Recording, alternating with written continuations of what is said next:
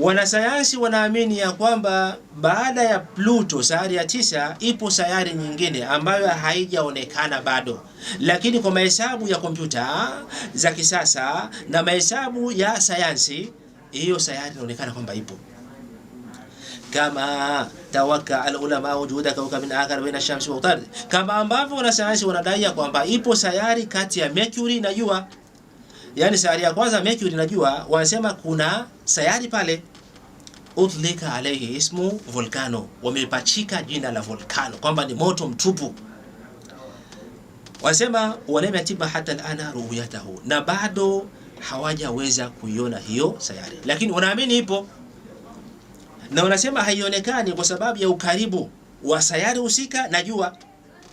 Fa idha tahaqqaqat ru'yatu hadha al-kawkabaini, kama itawezekana sasa kwenda kuziona hii sayari kwa macho, idadi itaongezeka mpaka kufikia sayari 11.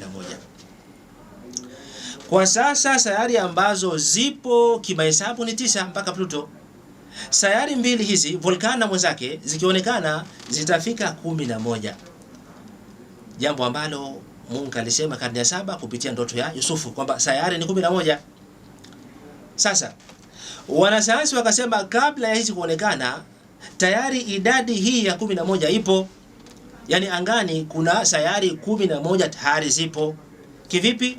Wakasema kwanza kuna Mercury, sayari ya kwanza; pili kuna Venus, ya pili; tatu kuna Earth, kuna Mars; 5 kuna Ceres.